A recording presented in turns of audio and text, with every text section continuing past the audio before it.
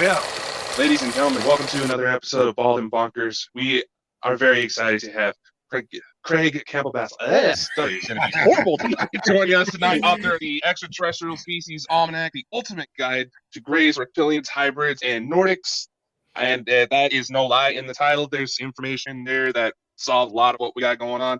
This is my co-host, Christopher Mole. I didn't realize I completely been mispronouncing his name all this time, but we're going to fix that sometime. Do you know, he's always mispronouncing my name, and we'll have to fix that. Well, welcome to the show, Craig. Thank you guys for having me. You're welcome. This will be fun. Yeah, I'd just like to say to some people in the chat, because we've went live, obviously, there's Sherry. You actually seen Sherry? Sherry was in that trailer we showed you before the... nice. That was Sherry.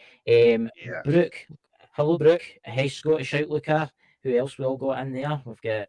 I think that's it now. Well, it's filling up very slowly. I'm seeing. Yeah, but it's also out on Amazon, it's out on Spotify, and it's out in these other places for like downloads and stuff like that. So. Oh, nice.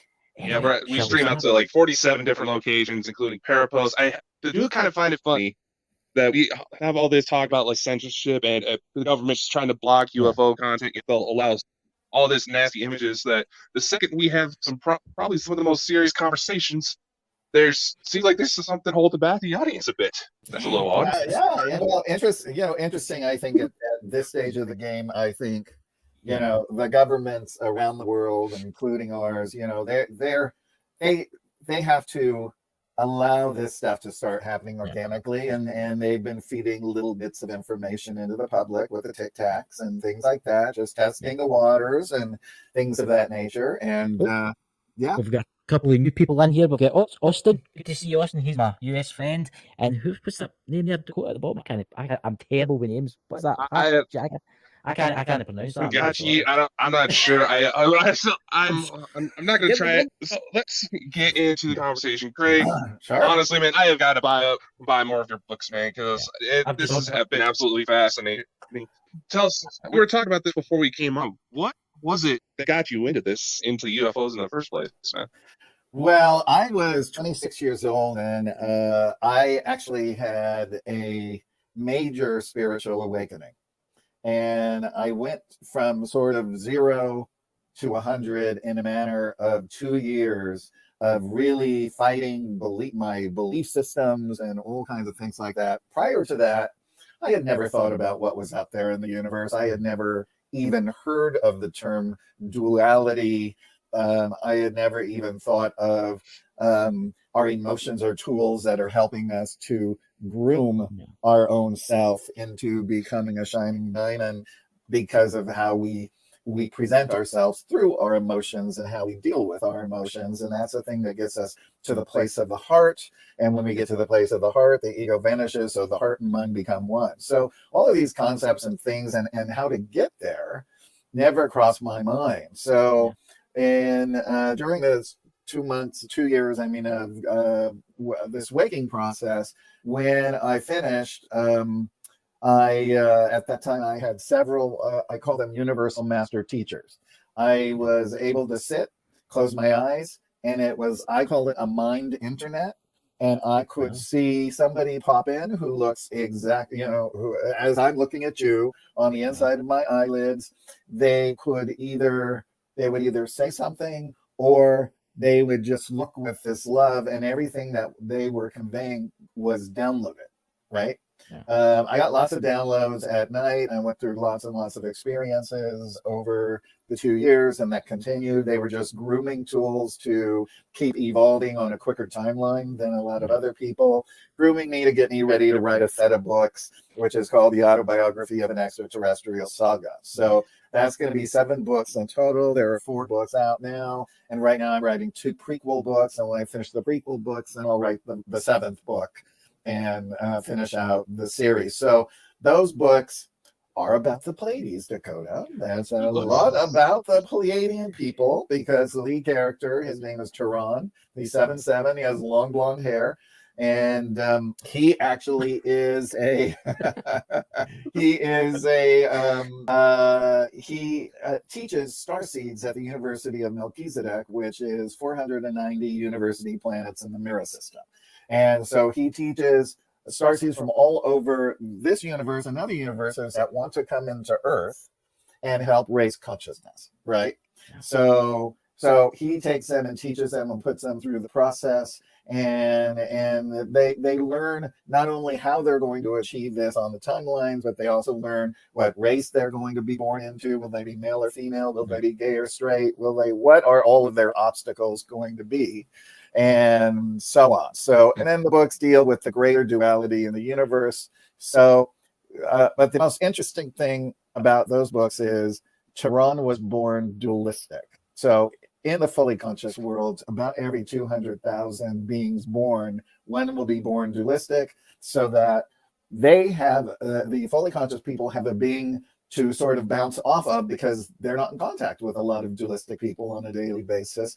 And for that dualistic being who has some specific purpose, for them to have these fully conscious people to learn to become fully conscious. So we go on Tehran's journey throughout the books and learn how he becomes a fully conscious man, and then what happens at that point to his consciousness, and then how he proceeds through life. So the reader actually becomes the lead character of Tehran, whether you're male or female, and you learn how to do all these things yourself. So that's how I got into it. And then this book came along because my book agent knew that I knew all about extraterrestrials from all these experiences, but also that I got very involved in the UFO community at an early age, and also started, I went to all the conferences. I started meeting MUFON investigators. I started meeting regular investigators. I started going on actual investigations. And so I started learning a lot from there. I myself even got caught an extraterrestrial on camera in one of the investigations that was interdimensional. So it was not there when I saw it, but I felt it and I heard it, which is different. And then the very next night in the same location, the abductee's son's girlfriend took pictures and caught another being that was more kind of like a serpent human.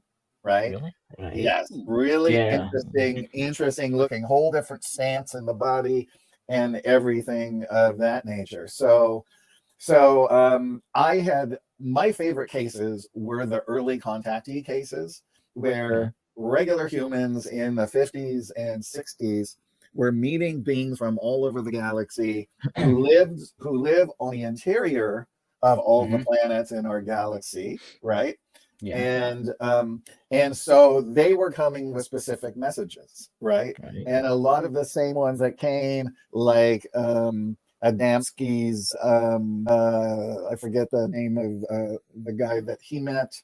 Then there was George Van Tassel Salganda, and then there was Valiant Thor, 3 Venusian men, all coming with the same message, all coming with information on how you can eliminate sickness, disease, regenerate your cells to have a longer life and stop the aging process. That's why they all look like they're 30 years old, right? So. I'll need to get some of that. Can actually take, but then I'll let my co-host actually, because I know he's got a big list of questions like the Dead Sea Scrolls, Can actually, what was your first experience meeting these beings like? Your first experience? Well, my first experience was when I was a boy, around 10 years old, and I saw an angel in my room. Right. And I thought that it was a spirit, and I thought it might have been one of my parents died or one of my sisters died, and I ran in. I remember holding my finger under all their noses to see if they were breathing, and I was so relieved that they were. And then around that same time, and this is around 10 years old, around that same time, I always, like you, Chris, I've always been able to see and sense spirit and other energies in the room from the time I can remember. So I would see these things moving around, but I don't know why. I never mentioned it to my parents, right? Yeah. I never mentioned that experience with the angel to my parents. And this next experience, I never mentioned to them either, which was I was basically sitting in the tub and I was looking straight forward, and I looked at my reflection in the nozzle, and all of a sudden, my entire soul was pulled up out of my body. It went out into the middle of the universe. The universe opened up, and I felt all the love and everything that the universe really was in those few seconds. And I heard, who am I? What am I? Where did I come from? All of those things that we asked ourselves, all those questions were said out loud in that moment. I came back, got in my body, was catatonic for a little bit, and then that was the end of that. So the thing is when we have beings that are coming in from somewhere else that are here to help do the work, that these things have to happen at an early age, so that when they start to get have contact, visitation, dream states later on in life, they're not fearful of it because it's already ingrained in their body, right?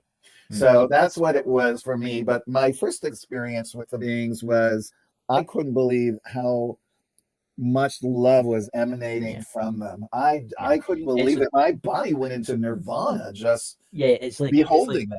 Yeah, it's like they just want to look after you. That's what the goal is. That's That's right. That's right. I mean, it's incredible. Dakota. It's just a lot of what we've discussed so far, even before we went live. It's a lot of the same conclusions I'm coming to, and I'm just finding myself dumbfounded at it right now. But not to make you feel old, but I am old. I'm older than both of you. I'm going to tell you that, but I'm not going to say how old. From what I've seen, you're about the same age as my mother. So anyway, one thing I've noticed that floats around in UFO circles is alien blood type. That type O negative may have actually come from the Anunnaki, who integrated their own blood into ours to make us more compatible, but a lot of people who may experience psychic episodes, abductions, things like that, or tend to be more spiritually inclined, will have this blood type. Right. Do you have any validation in that sort of area? Well, I haven't had validation in the sense that it was O negative. I never heard that, but I would not poo-poo it, because the thing is that we know during certain points in time, extraterrestrials were here giving us an upgrade, right? We know this because in ancient Egypt, there are hieroglyphics of grays. There are hieroglyphics of all different kinds of spaceships, things that look like a helicopter. There's all of these things. And then you go back into the ancient Roman times, and they were painting spaceships and beings inside of a spaceship there. And then when we go to the Aztecs, we see the Aztecs really drew it. I mean, I know I know two people that have humongous collections, and I've seen both their collections of the original Aztec, where the Aztec wrote on rocks like this big. And it was of a gray face, and then the ship, or it's just the ship, or they were so elaborate and mechanical, and they've all carbon dated back to those times. So we know that this was happening. It is also said that we know the Lemurians came quite a long time ago, and they covered most of California on the surface, right? Then thousands and thousands of years later, the Atlanteans came, and they are said to come from Sirius, the star Sirius. So, and the Syrians tend to be darker skin, darker brown, olive, dark hair. Some have red hair. Some are a little lighter as well. Just like in Mexico, we have dark skin, and then we have people in Guadalajara look like they have Caucasian skin with blonde or brown hair and blue eyes. So it's fascinating that we can see all of these cultures that go there, and then when they knew that Atlantis was going to destroy itself or destruct. I mean, I don't really know what the story is. I mean, we know, okay, there was an asteroid, or they destroyed it. It could be a little of both, because they could have sent the asteroid to destroy it. So, but the Lemurians, when they were preparing ahead of time, the ones that wanted to stay went below Mount Shasta, right? So they built Telos there. Now, what's interesting is that in Telos, the Melchizedek high priest name is Adama, and the Melchizedek high priestess name is Terra Ra, right? And so now I know this because one of my dear friends, who is now in her 80s and still, whippersnapper up in the head department, she has had the most amazing life and has met everyone. I mean, unbelievable. So she was actually friends with an actual Lemurian woman.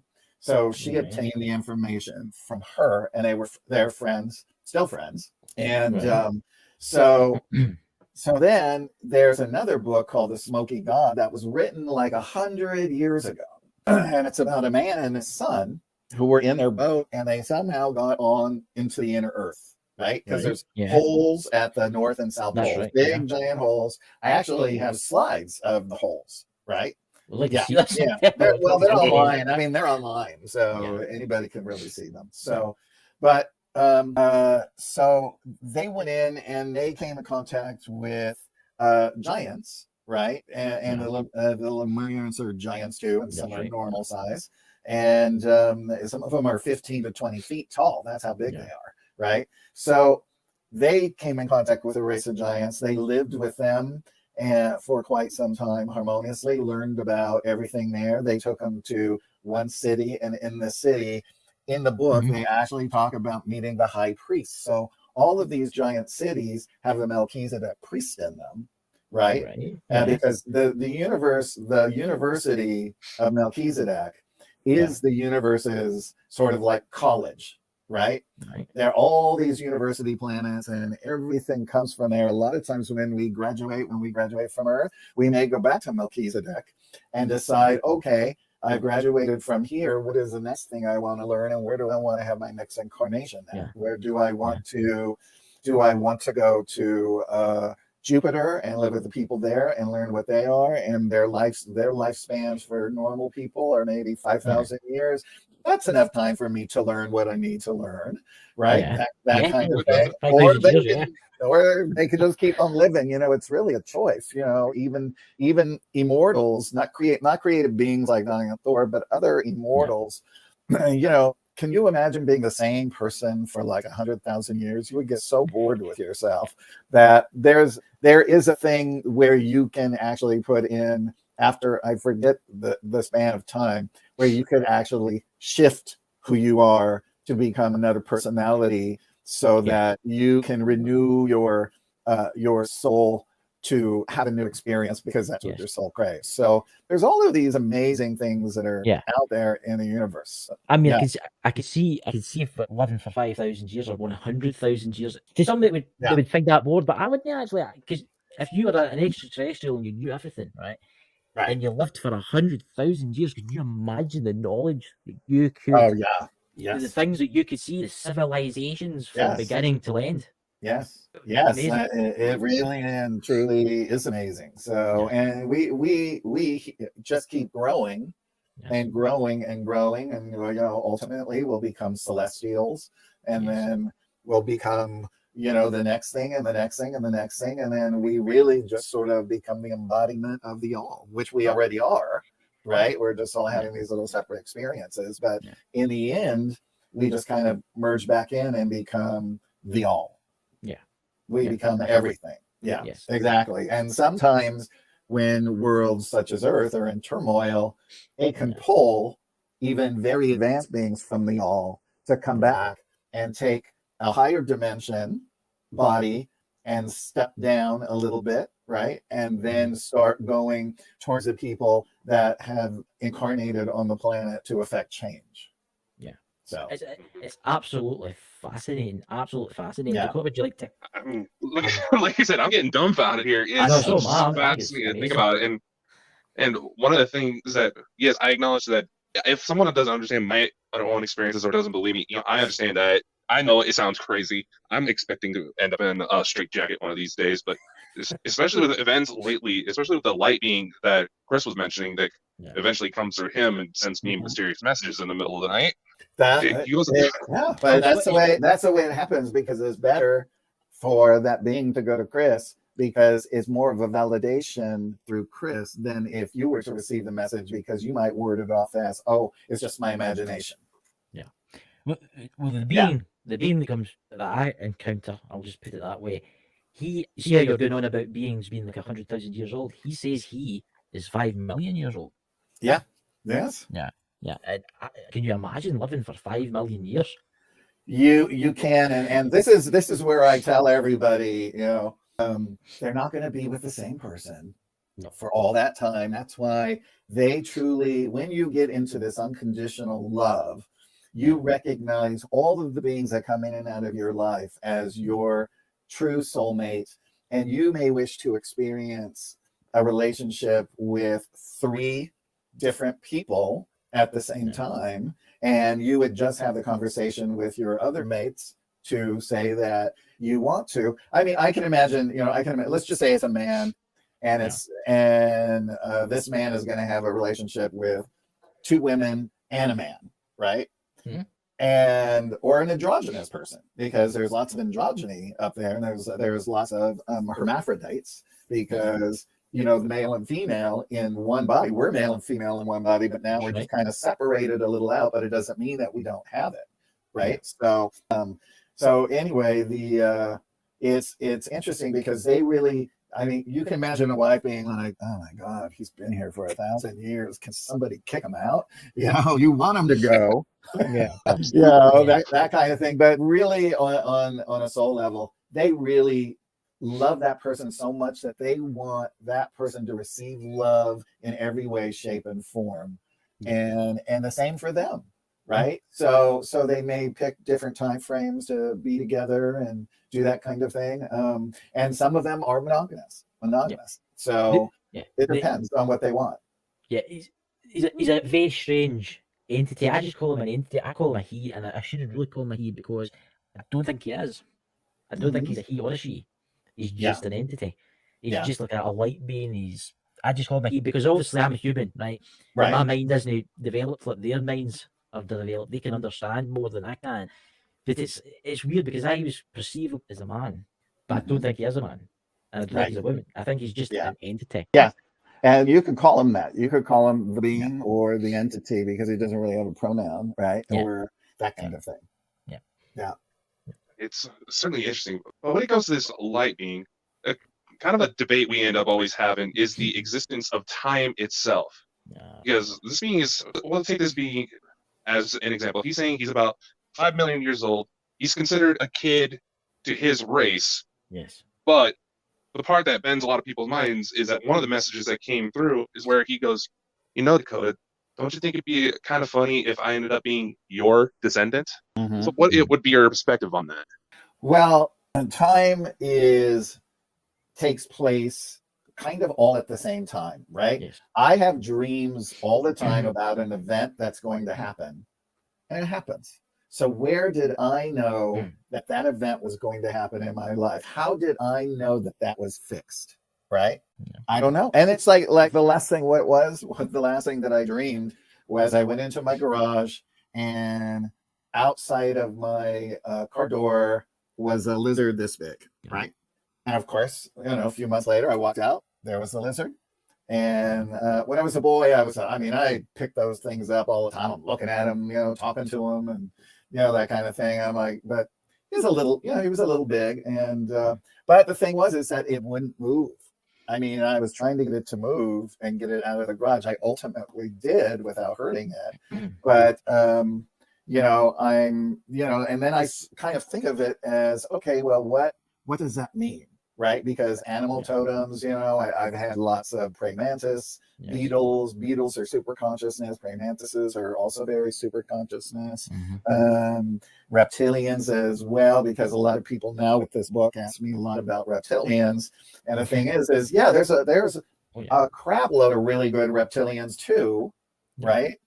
But everyone focuses on the negative ones, because that's supposedly what's affecting a lot of stuff going on Earth through a lot of other contactees information, right? So it's all fascinating. But for yours being there, Bashar, Daryl Anka, who channels Bashar, Bashar is his future self 500 years in the future, and who explains that all time is that in their perspective, all time is happening at once. So he can talk to Daryl in this past time, what we would perceive as past timeline. He can talk to Daryl and channel through Daryl, right? Yes. And the stuff Bashar says is mind blowing, right? Yeah. It's absolutely mind blowing, and where that race is now and how evolved they are, and that they're going through a 7-step hybrid program, right? And so they're in the beginning they kind of look gray, like grays, and as they keep going they look more and more human, and then their seventh one they'll be completely human and that kind of thing, but have that DNA in it. So I always say to everybody, we all have extraterrestrial genes. We all have that DNA within us. It has been here. All these races have been here, lived here, made it here, had tons of children here. We are all a part of who they are. So it's going to be very fun when something like MyHeritage or 23andMe can do your extraterrestrial DNA and say, you're from the Pleiades, and you have a little bit from Sirius and a little Arcturian and maybe a little gray and reptilian. So, I mean, it's interesting. It's interesting. I mean, I had a friend, she's passed away, but her father lived in worked in the military, and they were doing a hybrid, they were doing a DNA exchange. And so they had implanted in his wife and the embryo that was already fertilized with his egg, two kinds of human extraterrestrial DNA and reptilian DNA, right? And so she didn't know this until he was almost passing, and he told her. And interestingly enough, all she did, everything in this life was dealt with was about bringing information about the positive extraterrestrials here, and that she did look a little different. She had a very kind of porcelainy, almost white, glowy skin. Her fingers were a little different. Her eyes were spread a little far apart, that kind of thing. So, it's there's so much. I mean, I've been lucky to have talked to lots of different hybrids. And one hybrid, Chris, for you is I don't know if you guys have had her on the show, Vivian Chauvet, who's an Arcturian hybrid. Yeah. She's French. She lives here, and I'll give you her info so you can and her website, Vivian Chauvet, UVET, for the listeners, because I can't remember the name of her website. So here's an interesting question that I always ask my friends from beyond, but they never really seem to answer me on this. And when do you think humanity, as humans, when do you think we'll actually encounter total disclosure? We'll start. You know what I'm trying to say is they'll come down and war will end. What's your opinion on that? I don't think that there is an answer for that, because it's on a timeline that's allowing this world to figure it out on their own. I mean, they're here and helping and assisting, and the consciousness has raised quite a lot since the 70s. And I mean, an awful lot if you really look at it. And then, of course, there's still some places on Earth that are still treating their citizens poorly, killing them. Well, we know what's going on in the Ukraine, so I mean that's just barbaric. And I would not want to be the person that has that many souls in its karmic bank. See, that's what I say. Like, I sometimes ask our friends, I says, why can you not do something? Why can you not stop this war in Ukraine? Because they have the technology. They could easily stop this. Sure, they could. Yeah, but he doesn't answer me, and it's like why would you help us once and show us that you're really there for the people, for the humans in this world that do not believe. Can you imagine if they come down, they took out all the weaponry without hurting anyone? People around the world, they would just stop. Everything would change. Right. Well, the main answer to that is we're here and we have to figure it out ourselves. They cannot be saviors, because then we will not have learned our lesson, and that's the one thing they want us to do. And that is why there are so many starseeds and things that are incarnated on the planet. There's lots of real live human extraterrestrials walking on the planet to help raise the consciousness. There's lots of hybrids on the planet that came from up there that are now living down here. They work in all industries. They work in everywhere, in high positions, everywhere where they can help and help to raise consciousness. So so this is what's allowed to get the planet up on its feet, so that once it shifts over and changes over, that those things can then happen, and then the change is imminent, that the world will tip over in that direction, and then everything will happen from that standpoint. It will no longer be just ruled. It will be governed by angels and Yes. that kind of thing. So, like Valiant Thor is an angel in human form, right? Yes. So they're those types of beings will be here, and they are governing it from the other side and this and that. And what we don't know is how much that they might have helped shift things where things didn't happen that were going to be detrimental. So they've always explained to me that I know I'm a pest and I must annoy them something right, and I'm always asking them, why can you not do this? Why can you do that? But they did tell me they will stand in if we use nuclear weapons. That's right. They will. They absolutely will. Yeah. I know Valiant Thor has said that. The what I call the galactarian alignment of space peoples and planets. Lots of other people call it the Federation because of Star Trek, but it's known to me through them as the galactarian alignment of space peoples and planets because it's an alignment of consciousness, of oneness, of being there and championing, and they share everything. You have to remember they're telepathic, which also means when you're having a conversation with them, they share their feeling body with you. So you're feeling everything they felt during the experience. So you're not only are you having the same experience that they had through this conversation, but your soul has also gleaned that much more evolvement from joining with them. So this is how it's there. So when we move up and join with them, so what they're basically doing is raising us up till we get to the point where we can therefore join, and it'll be a slow, easy process, but we have all the time in the universe. That's very true.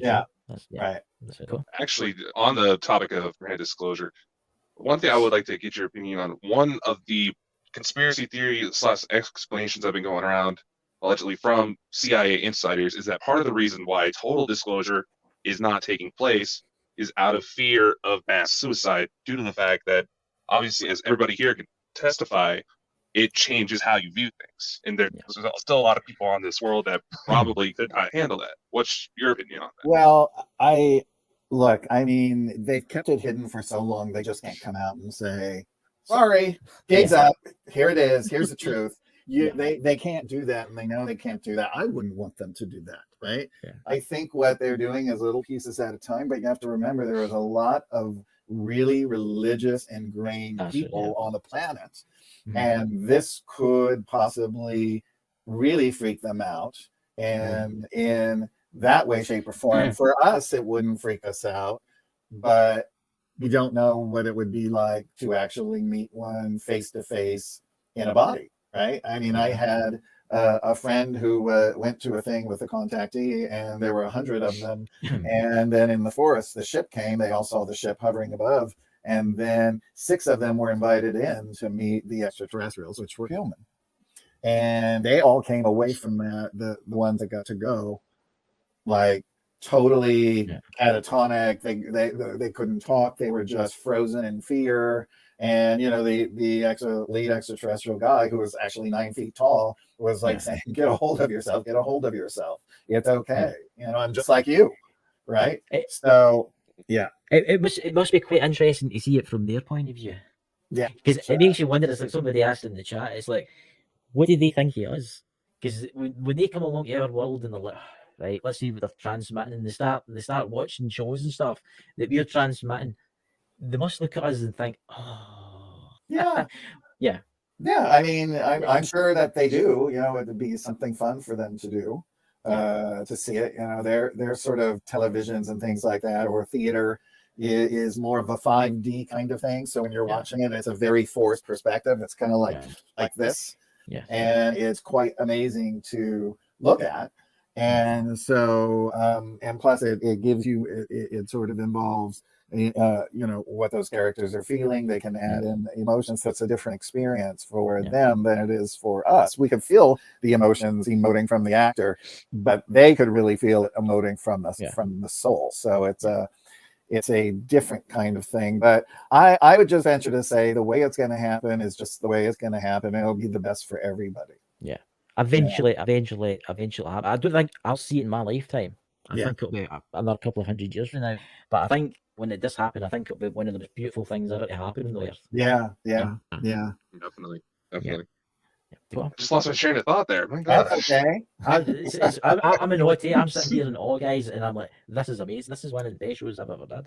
Oh, thank you. Why don't you? I got a question you can ask me. There you go. All right. Ask me about finding my biological father.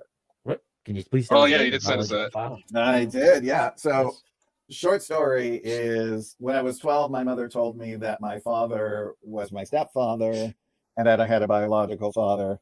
They weren't together very long. Something happened where they just didn't see each other anymore. She was pregnant with me. He knew about that. And all she basically knew was his name and just a few little tiny details, right? And that he was in the military. So I tried to find him on the internet. When the internet came up, I couldn't find him. I tried to do military, nothing would come up. And so anyway, when I was writing the Extraterrestrial Species Almanac, I got a call from a genealogist in Canada, and she said, I'm either your fourth or your fifth cousin on your mother's father's side.